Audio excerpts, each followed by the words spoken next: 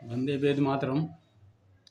श्रीमद् भगवत गीता के दूसरे अध्याय के 40वें श्लोक में कहा गया है कर्मयोग के संबंध में, नेहा भी क्रमनाशो अस्ति प्रत्यवाहो न विद्यते स्वल्पमस्य धर्मस्य त्रायतो महतो भयात।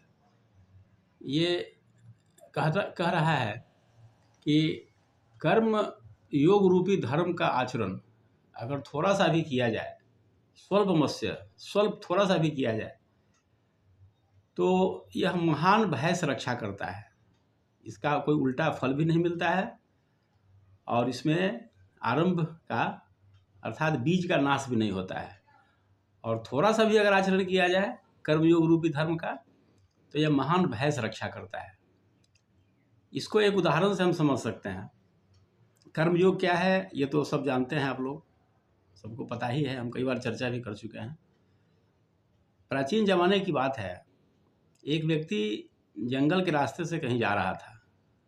उसने देखा कि एक शेर खून से लहूलुहान है, उसके पैर में कांटा गड़ गया था और वह लहूलुहान हो गया था।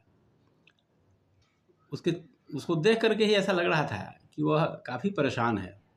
उस व्यक्ति को दया आ गई और वह उस शेर के पास गया, उसके पैर से कांटा निकाल दिया, उसके पैर को सहलाया, खून को साफ किया।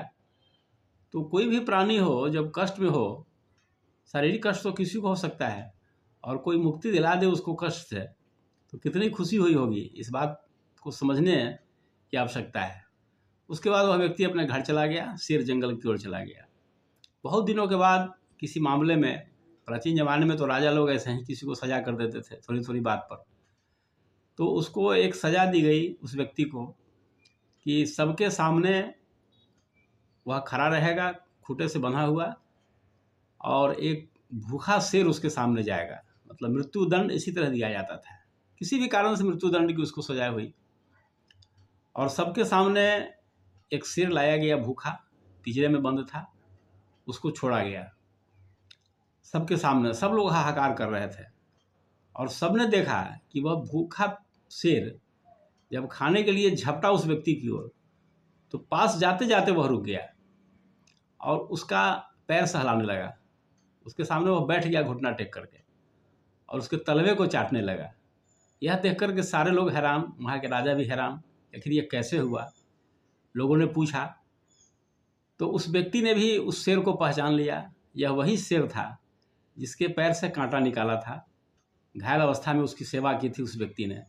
आज वही शेर उसको उस उपकार का बदला आज चुका रहा है। तो सबने देखा, सबके सामने उस व्यक्ति ने स्वीकार किया और पूरी घटना को बताया कि शेर को उसने कितनी मदद की थी। तो यही होता है कर्मयोग। वो भूखा शेर भी था और उसको नहीं खाया, उसको कोई घायल भी नहीं किया, कुछ नहीं किया, उल्टे उसका पैर चाटने लगा। तो यही होता है कर्मयोग। कर्मयोग का मतलब होता है परहित की भावना से जो भी काम आप करते हैं वो सब कर्मयोग में ही आता है। तो इसी का ऋण उस शेर ने चुकाया और कितने बड़े भय से रक्षा उसकी हो गई। शेर उसको चाहता तो जिंदा खा लेता, खाने ही तो गया था, लेकिन उसने ऐसा नहीं किया।